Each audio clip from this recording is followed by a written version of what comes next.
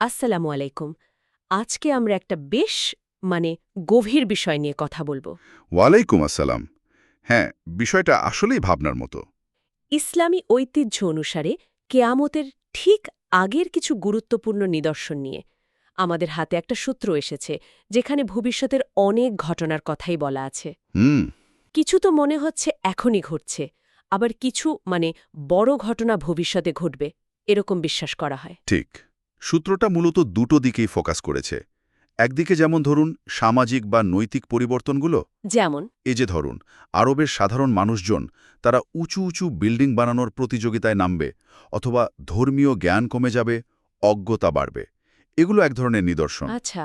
আবার অন্যদিকে বড় বড় ঘটনা বা ব্যক্তিত্বরও কথা আছে, যেমন ধরুন ইমাম মাহাদির আগমন বা দাজ্জাল।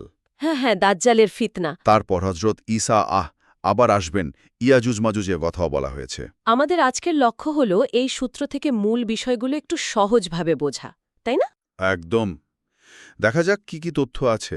তাহলে চলুন ওই নিদর্শনগুলো দিয়েই শুরু করি, যেগুলো নাকি এখনই দেখা যাচ্ছে বা খুব তাড়াতাড়ি ঘটবে। যেমন ওই যে বললেন আরবের মানুষের উঁচু বিল্ডিং বানানোর প্রতিযোগিতা, এটা তো বেশ স্পষ্ট। হ্যাঁ, এটা অনেকেই বর্তমান সময়ের সাথে মেলান, কিন্তু জ্ঞান কমে যাওয়া বা ধর্মীয় অজ্ঞতা বাড়া, এটাও কিন্তু একটা গুরুত্বপূর্ণ পয়েন্ট। অবশ্যই ভাবনার বিষয়। এর সাথে সূত্রটা আরও কিছু ইন্টারেস্টিং কথা বলছে। যেমন ধরুন এত ধনসম্পদ হবে যে জাকাত নেওয়ার লোক পাওয়া যাবে না। তাই নাকি? হ্যাঁ, আর সূত্রটা এটাকে বর্তমান সময়ের কিছু পূর্বাভাসের সাথে মেলাচ্ছে। যেমন বলছে ২০৫০ সালের মধ্যে নাকি চরম দারিদ্র্য কমে ২% নেমে আসবে, যদিও এটা সূত্রের নিজস্ব ব্যাখ্যা আর কি। আরেকটা বেশ আলোড়ন ফেলা বিষয় হল ফোরাত নদীর শুকিয়ে যাওয়া, ইউফ্রেটিস নদী। হ্যাঁ, এবং সেখান থেকে নাকি সোনার পাহাড় বেরোবে। এটা নিয়েও তো সূত্র বর্তমান ঘটনার দিকে ইঙ্গিত করেছে। জলবায়ু পরিবর্তন, নদীর শুকিয়ে যাওয়ার আশঙ্কা। ঠিক, ২০৪০ সালের মধ্যে নদীটা শুকিয়ে যেতে পারে এমন কথা শোনা যায়। আবার ওই অঞ্চলে সোনার খনি পাওয়ার ভিডিও নিয়েও বেশ কথা হয়েছে। সূত্র এই দুইটাকে একসাথে দেখছে। কিন্তু এটা কি আক্ষরিকভাবে মিলবে, নাকি এর অন্য কোনো মানে আছে? সেটাই তো প্রশ্ন। সূত্র হয়তো প্রাচীন ভবিষ্যৎবাণীকে এখনকার ঘটনা দিয়ে ব্যাখ্যা করতে চাইছে। এই সংযোগগুলোই তো আলোচনাটাকে আরও ইন্টারেস্টিং করে তোলে। আচ্ছা। একইভাবে পুরুষের সংখ্যা কমে নারীর সংখ্যা অনেক বেড়ে যাওয়ার কথাও আছে। এমনকি ৫০.১ অনুপাতের কথা। ৫০:১। হ্যাঁ, সূত্র এখানেও জাতিসংঘের একটা রিপোর্টের কথা টেনেছে ২০৫০ সালের জনসংখ্যা নিয়ে। আর একটা অদ্ভুত নিদর্শন হল পশুর সাথে মানুষের কথা বলা।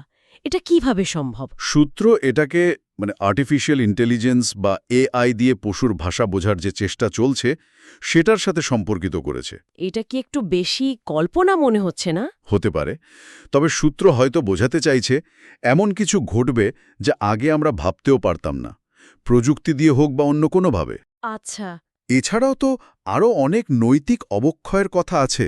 ভূমিকম্প বেড়ে যাওয়া, সমাজে অন্যায়, মদ খাওয়া, মিথ্যা সাক্ষী দেওয়া, সুদ, এগুলো নাকি খুবই সাধারণ ব্যাপার হয়ে দাঁড়াবে। এমনকি মসজিদ নিয়েও তো একটা কথা আছে। হ্যাঁ, মসজিদগুলো দেখতে খুব সুন্দর হবে, অনেক সাজানো গোছানো, কিন্তু মানুষের মনে হেদায়েত থাকবে না। অন্তরটা খালি থাকবে আর কি। খুবই চিন্তার বিষয়। আচ্ছা, এবার একটু বড় ঘটনাগুলোর দিকে আসি। ইমাম মাহদির কথা বলুন। ইমাম মাহাদি বলা হচ্ছে পৃথিবীতে যখন অন্যায় অবিচার ভরে যাবে তখন তিনি মক্কা থেকে আসবেন ন্যায় বিচার প্রতিষ্ঠা করার জন্য। আর তাকে সাহায্য করার জন্য নাকি একটা বাহিনী আসবে, কালো পতাকা নিয়ে। হ্যাঁ, খোরাসান থেকে, এখনকার আফগানিস্তান, ইরান, মধ্য এশিয়ার কিছু অংশ নিয়ে যে এলাকাটা ছিল আর কি, তারা কালো পতাকা নিয়ে আসবে। তিনি নাকি যুদ্ধও করবেন? সূত্রমতে হ্যাঁ, রোমানদের বিরুদ্ধে, সম্ভবত পশ্চিমী শক্তিদের বিরুদ্ধে, আর কনস্টান্টিনোপলের এখনকার ইস্তাম্বুল জয় করবেন। আর সম্পর্কে যা বর্ণনা দেওয়া হয় তা তো বেশ ভয়ঙ্কর। এক চোখ কানা, কপালে কাফের লেখা। এবং তার নাকি অনেক অলৌকিক ক্ষমতা থাকবে, যেমন মৃতকে জীবিত করা, আবহাওয়া নিয়ন্ত্রণ করা। আবহাওয়া নিয়ন্ত্রণ? সূত্র এটাকে ক্লাউড সিডিং টেকনোলজির সাথে তুলনা করেছে। হ্যাঁ, সূত্র একটা সম্ভাব্য ব্যাখ্যা হিসাবে আধুনিক প্রযুক্তির কথা বলছে। মানে দাজ্জালের ক্ষমতাগুলো হয়তো এমন কিছু হবে যা মানুষকে চমকে দেবে, বিভ্রান্ত করবে। আচ্ছা। সেও নাকি খোরাসান থেকেই বেরোবে। আর তার সাথে থাকা জান্নাত আর জাহান্নাম নাকি আসলে উল্টো হবে, মানে যা দেখতে জান্নাত সেটা আসলে জাহান্নাম। ভয়াবহ ব্যাপার। তাহলে এই অবস্থা থেকে মুক্তি কিভাবে আসবে? সেখানেই হজরত ঈসা আলাইসাল্লাম বা যিশুর আবার আসার কথা বলা হয়েছে। তিনি কোথায় আসবেন? দামাস্কের একটা মসজিদের সাদা মিনারে নামবেন। তিনি এসে ইমাম মাহদির পেছনে নামাজ পড়বেন। আর দাজ্জালকে? দাজ্জালকে তিনি ফিলিস্তিনের লুদ নামে একটা জায়গায় হত্যা করবেন। এটা এখনকার ইসরায়েলের একটা এয়ারপোর্টের কাছে। তারপর? তারপর হজরত ঈসা আলাইসাল্লাম ক্রুশ ভেঙে ফেলবেন, মানে খ্রিস্টানদের ত্রুটিপূর্ণ বিশ্বাস সংশোধন করবেন, শুকর হত্যা করবেন, জিজিয়া কর তুলে দেবেন। পৃথিবীতে তখন ন্যায় ও শান্তি প্রতিষ্ঠা হবে। কিন্তু এর পরও তো বিপদ শেষ নয়। ইয়াজুজ আর মাজুজের কথা আছে না? ঠিক, গগ আর ম্যাগগ, তারা নাকি ছাড়া পাবে আর পৃথিবীতে অমন ধ্বংসযজ্ঞ জ্বালাবে। তাদের সংখ্যা হবে অগণিত। তাহলে মানুষ বাঁচবে কিভাবে? হজরত ঈসা আলাইসাল্লাম বিশ্বাসীদের নিয়ে তুর পাহাড়ে আশ্রয় নেবেন। শেষ পর্যন্ত আল্লাহর গজবে ইয়াজুজ মাজুজ সবাই মারা যাবে। এরপর পৃথিবীতে আবার কিছু সময়ের জন্য শান্তি আসবে। এরপর কি একদম শেষ সময়ের নিদর্শন? হ্যাঁ, চূড়ান্ত কিছু আলামত। খুব সংক্ষেপে বললে, পশ্চিম দিক থেকে সূর্য উঠবে। পশ্চিম দিক থেকে? হ্যাঁ, আর তখন তৌবার দরজা বন্ধ হয়ে যাবে। মানে আর কেউ চাইলেও ঈমান এনে ক্ষমা পাবে না। তারপর? হাব্বাতুল আর্দ নামে একটা অদ্ভুত প্রাণী বেরোবে মাটি থেকে। সে বিশ্বাসী আর অবিশ্বাসীদের আলাদা করে দেবে, মানে চিহ্নিত করবে। আচ্ছা। এরপর একটা মিষ্টি সুগন্ধি বাতাস বইবে, যা সব বিশ্বাসীর রূহ বা আত্মা কবজ করে নিয়ে যাবে। পৃথিবীতে শুধু খারাপ লোকেরাই থাকবে। এরপর তো একদম শেষ। হ্যাঁ, কাবাঘর ধ্বংস করা হবে, আর তারপর ইসরাফিল আলাইহিসসালামের সিংগায় প্রথম ফুক, সব ধ্বংস, মহাপ্রলয়।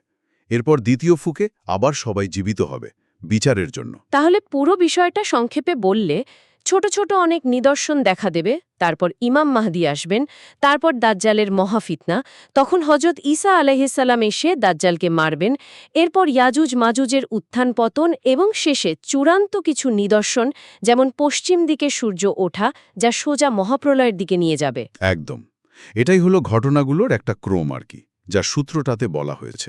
এত শত বছর আগের এই কথাগুলোর সাথে আজকের দুনিয়ার কিছু ঘটনার মানে প্রযুক্তি বা পরিবেশের পরিবর্তনের একটা আপাত মিল খুঁজে পাওয়া যাচ্ছে।